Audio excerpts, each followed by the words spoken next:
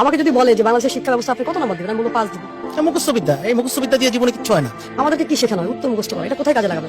আপনাকে আমি যদি বলি যে বঙ্গবন্ধু কত সালে পৃথিবীতে এসেছে, কত সালে গিয়েছে, এটা আমার লাইফে কি ইম্প্যাক্ট ফেলে? কথাগুলো শুনেছেন, এই কথাগুলো আমারও মনের কথা। আমাদের স্কুল লাইফে আমাদের যেগুলো শেখানো হয়, বাস্তব জীবনে এগুলো আমাদের কোনো ধরনের ইম্প্যাক্ট পড়ে না। বাস্তব জীবন এগুলোর সাথে সম্পর্ক নাই। আমরা পড়েছি রবীন্দ্রনাথ কত সালে জন্মগ্রহণ করেছে, রবীন্দ্রনাথ কত সালে মৃত্যুবরণ করেছে। আসলে কি ভেবে দেখেন এই গল্পগুলো বা এগুলো আমাদের জীবনের সাথে যায়, নাকি আমরা যে বাস্তব জীবনে এগুলো ব্যবহার করতে পারি? আজকে দেখেন চায়নার ক্লাস 9-10 বাচ্চারা ক্যামেরা তৈরি করতে ফেলতেছে। চায়নার একটা স্টুডেন্টের 9-10 একটা বাচ্চাকে আপনি যদি একটা মোবাইল দেন, সেই মোবাইলটা দেখে, আইফোন দেন, সেই মোবাইলটা দেখে দেখে সে একটা নতুন একটা মানে কপি, একটা ডুপ্লিকেট মাস্টার কপি একটা মোবাইল তৈরি করে ফেলবে। আপনি জাপানে যান, সেম। আমি একটা দেশে মানে কাজ করেছি স্কুল লাইফে, মানে স্কুলে বা মাদ্রাসাতে কাজ করেছি কুয়েতে। এখানে হাই স্কুল বলা হয়, এখানে 12 ক্লাস পর্যন্ত পড়া হয়। আমি দেখেছি যে তারা যে লেভেলের শিক্ষা গ্রহণ দেয়, মানে প্র্যাকটিক্যালি মিডল ইস্টের মধ্যে, আমরা ইউনিভার্সিটি লেভেলে গিয়েও এই শিক্ষাগুলো আমরা অর্জন করতে পারি না। আসলে আমাদের শিক্ষাগত দুর্বলতা না। আমরা দেখেন বিদেশে আমরা যাই, আমরা শিক্ষিত হয়েও আমরা ভালো একটা চাকরি পাই না। কি জন্য জানেন? এই শিক্ষাগত যোগ্যতার কারণে। আসলে আমরা মুখস্থ বিদ্যা দিয়েই আমরা পড়াশোনা করতেছি। আপনি মানেন আর না মানেন, আপনি আমাকে খারাপ বলতে পারেন। আপনি বলবেন আমি শিক্ষা ব্যবস্থাকে খারাপ চোখে দেখতেছি। না, খারাপ চোখে না, আমি মনে করতেছি এটা চেঞ্জ করা দরকার।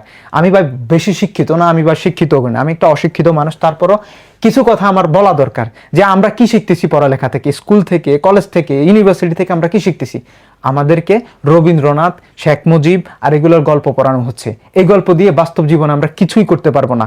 যেখানে 2030 সাল 2050 সালে কি হবে, কিভাবে প্রযুক্তি উদ্ভাবন করবে, প্রযুক্তিকে কিভাবে কাজে লাগানো যায় 2050 সালে চিন্তা করতেছে।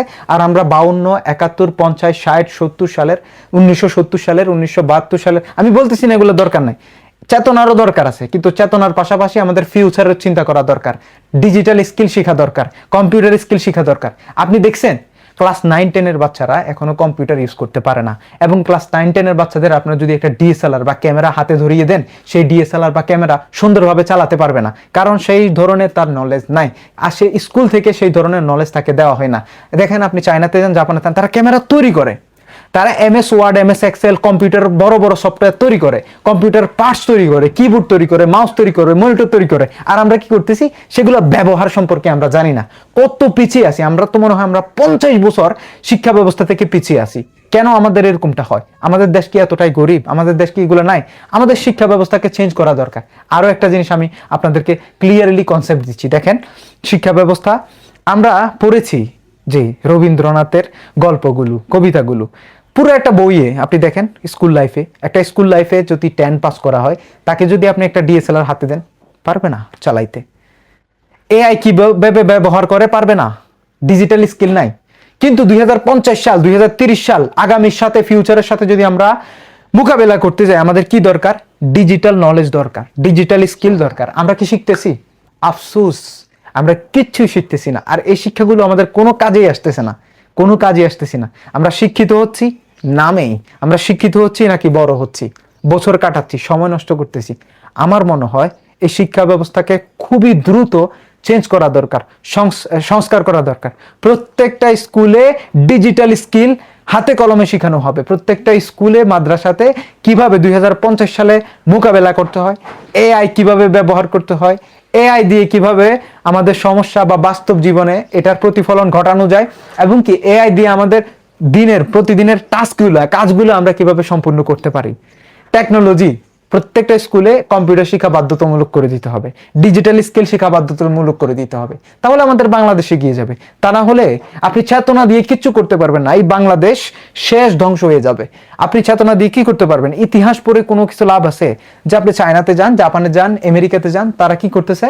ফিউচার ভাবনা চিন্তা করতেছে। 2050 সালে তারা কি করবে, তাদের মাথার মধ্যে এটা করে, কালকে তারা কি করবে এটা করে। প্রত্যেকটা বইয়ে 1950 সালের কাহিনী, 1960 সালের কাহিনী। আপনি আমাকে অশিক্ষিত বলেন, মূর্খ বলেন, যেটাই বলেন, আমার কিছু যে আসে না। বাস আমি মনে করি যে আমার নেক্সট জেনারেশনদেরকে বা পরবর্তী প্রজন্মকে আমি ভালো কিছু দিতে পারবো, এই জন্য আমার ভিডিওটা তৈরি করা। কিন্তু আমি ভিডিওটা তৈরি করতাম না, কারণ আমি চাই আমার যে প্রজন্মগুলো, আমরা যে স্কুলে পড়াশোনা করেছি, আমাদের স্কুলে পড়াশোনা আমি মনে করি যে কাজে লাগে নাই, প্রায় 90%ই কাজে লাগে নাই। 10% কাজে লাগছে। আমরা কি নিয়ম শৃঙ্খলা শিখছি, ডিসিপ্লিন শিখছি, একটা জিনিস শিখছি, কিন্তু আমি মনে হচ্ছে 90% কাজে লাগে না, বাস্তব জীবনে কোনো মিল পাই না এগুলার।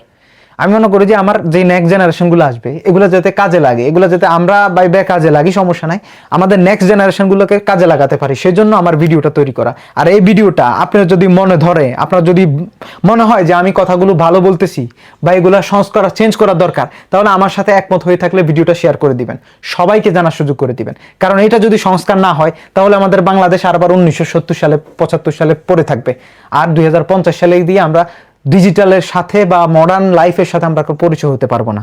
তাই সবাই সবার জায়গা থেকে একটু কথা বলেন, সবাই ভিডিওটা শেয়ার করে দিবেন।